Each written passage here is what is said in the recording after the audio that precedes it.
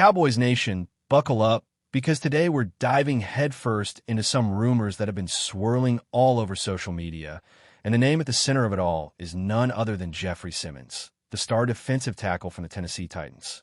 Now, whenever we start hearing about possible trades, especially involving players of this caliber, the first thing that sparks is excitement, and right after that comes a ton of questions. Could the Cowboys actually be interested? Should the front office even consider making a move?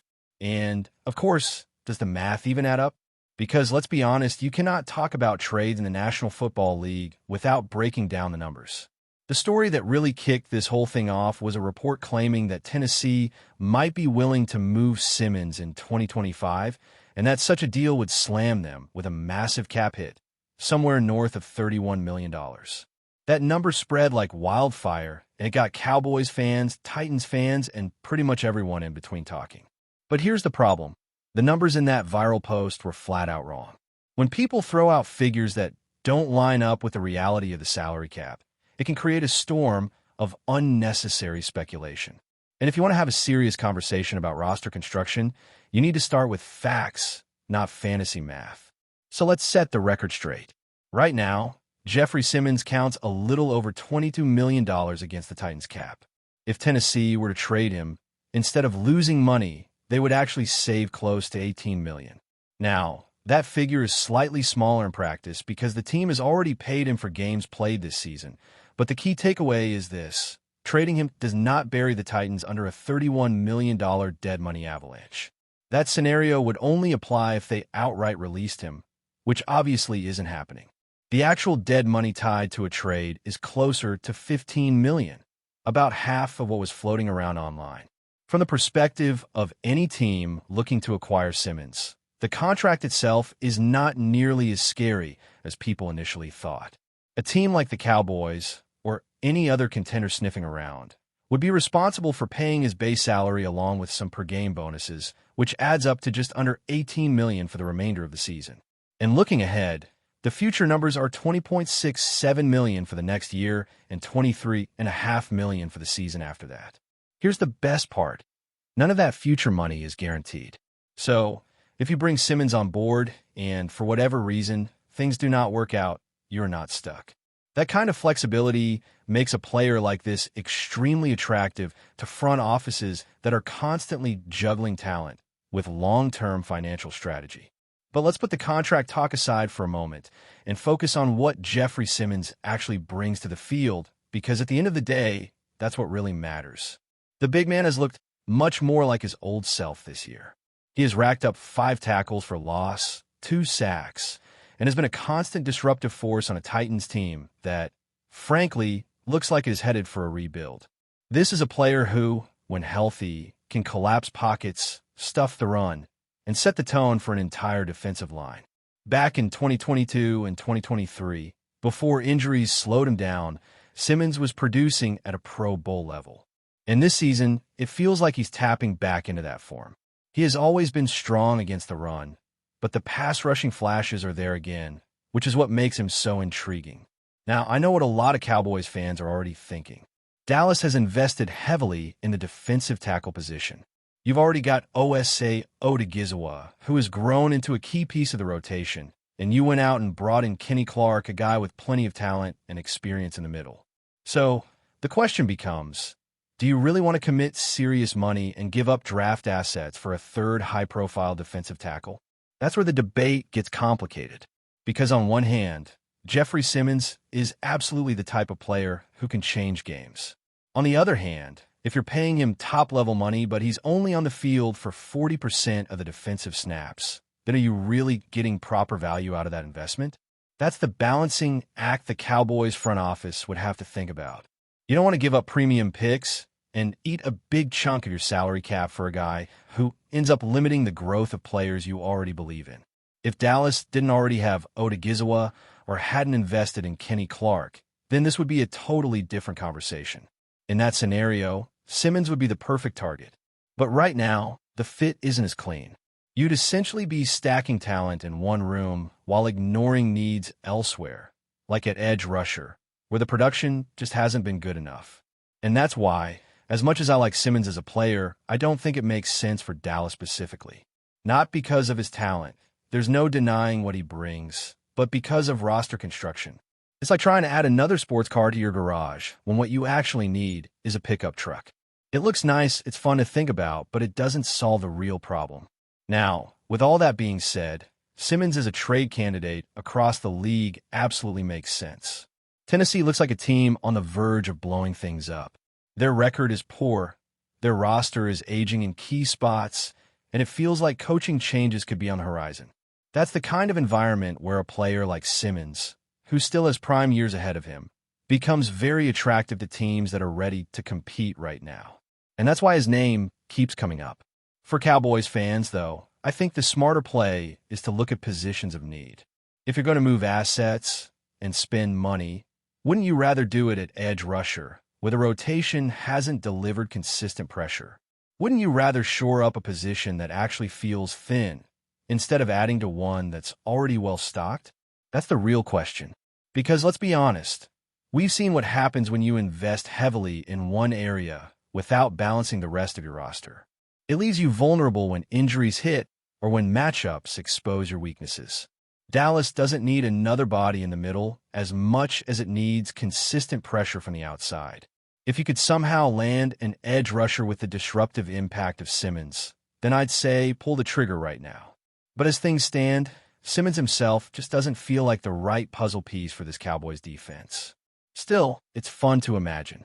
Picture a defensive line featuring Micah Parsons on the edge, Odigizua in the middle, Clark holding his ground, and Simmons wrecking guards and centers next to him. That is a nightmare for any offensive line in football.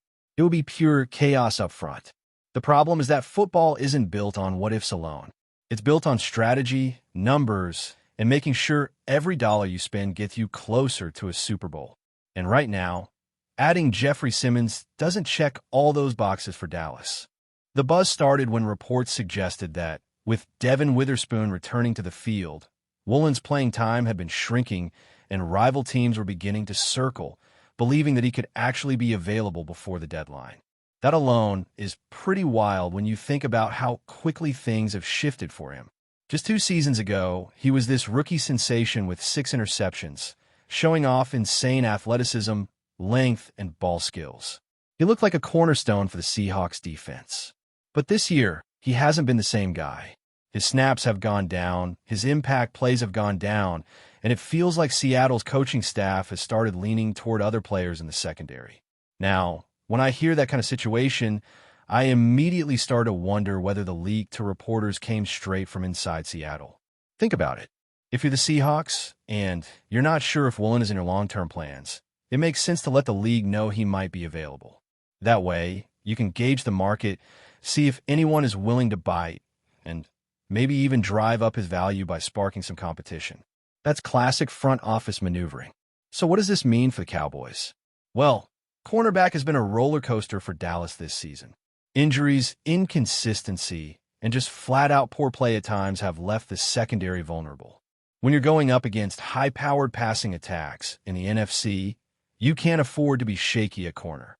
That's why Woolen's name makes this conversation so intriguing. Even if he hasn't been at his rookie year level, the upside is still there. He's 6'4", over 200 pounds, with blazing speed and ridiculous length. That is exactly the prototype Dallas has loved at the cornerback position for years. Long arms, physical traits that jump off the chart, and the kind of athlete who can recover even when he gets beat off the line.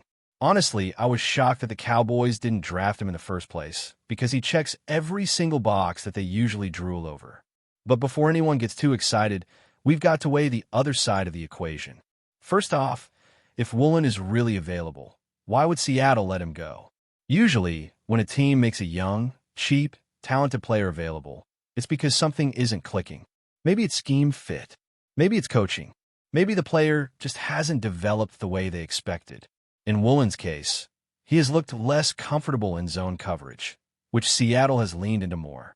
His best moments have come when he's in man, using that length and speed to stick with receivers and make plays on the ball. If he's struggling in zone, that raises the question, how would he fit into Dan Quinn's system, which leans heavily on zone looks? That's a real concern. You do not want to trade for a player only to find out your scheme isn't built to maximize his talents. The next question is cost. If the Seahawks truly shop Woolen, what kind of pick are we talking about? He's still on his rookie contract, which means he's cheap, and that alone drives up his value. Teams love having quality starters on bargain deals because it frees up cap space to spend elsewhere. If the asking price is just a late day 3 pick, then fine, go ahead and roll the dice. But let's be real, Seattle would want more than that. Probably something closer to a mid-rounder, and maybe even higher if they can stir up enough interest. And here's where it gets tricky. Are the Cowboys in a position where they should be paying that price for what might end up being just a rental? Because remember, Dallas just handed a big contract to Darren Bland. Are they going to turn around in a couple of years and hand another fat extension to Woolen? That feels unlikely. So you've got two scenarios. If he's a long-term piece, you're looking at eventually committing serious money to another corner.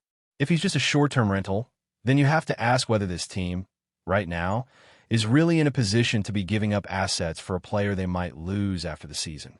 The Cowboys are good, yes, but are they truly one piece away from making a Super Bowl run? If the answer is no, then giving up anything more than a late pick for a rental just doesn't make sense. Still, I can't ignore the appeal here. This is exactly the type of move that could pay off in a big way if Woolen bounces back to his rookie form. Imagine him across from Bland, locking down receivers with that size-speed combo, while Micah Parsons and the pass rush are creating chaos up front. That's a nightmare scenario for opposing quarterbacks. The question is whether the risk outweighs the potential reward. There's also the chemistry factor. Bringing in a player mid-season is never guaranteed to click. You have to consider how quickly he can learn the playbook, how well he adjusts to the locker room, and whether the defensive coaches feel confident putting him out there in big moments. For a position as crucial as cornerback, those adjustments can make or break a season. And here's something else to think about. Sometimes players just need a change of scenery. Maybe things soured in Seattle because of fit, or maybe he just needs a new environment to get back to playing with confidence. Dallas has taken chances on players in similar situations before, and when it works, it can be a steal. Woolen's traits are so rare that it makes you wonder if it's worth a gamble. But before we continue, don't forget to subscribe to our channel and give this video a like. Your support helps us keep bringing you the latest updates on the Dallas Cowboys. Feel free to share your thoughts on the news in the comments as well. In what could be the move of the offseason, whispers around the league suggest that the Dallas Cowboys have made a bold play by announcing the acquisition of wide receiver Brandon Aiyuk. Sources close to team insiders hint that this is not just another roster tweak. Rather, it could be an immediate game-changer for a Cowboys offense looking to reclaim its dominance. While the official statement from Dallas was brief, confirming Aiyuk's arrival, the excitement among fans and analysts alike is already palpable. Aiyuk, known for his explosive speed and uncanny ability to find soft spots in defenses, brings a dynamic edge to a receiving core that has been criticized for inconsistency. Rumor has it that his integration into the Cowboys system could begin almost immediately, with coaches reportedly impressed by his adaptability and football IQ. Speculation is rife that quarterback Dak Prescott sees Aiyuk as the missing piece to elevate the passing game, especially in critical third-down situations and red zone targets. League insiders are buzzing over how this move might reshape divisional matchups. The NFC East, already one of the most unpredictable divisions in football, could face a new level of offensive firepower if Aiyuk hits the ground running. Some pundits are already suggesting that Dallas could pivot to a faster, more vertical passing attack, maximizing Aiyuk's skill set while opening opportunities for other playmakers on the roster. Meanwhile, fans have flooded social media with a mix of excitement and disbelief, debating how soon we might see the first touchdown connection between Prescott and Aiyuk. While it remains unclear how the addition will affect team chemistry in the early stages, the general sentiment is that the Cowboys have signaled their intent. They're not content to remain in the pack. The timing of this announcement, coming just ahead of crucial preseason evaluations, has fueled speculation that Dallas is positioning itself for a statement season.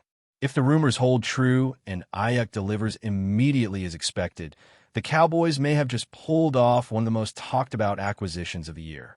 For now, all eyes are on Dallas as anticipation builds.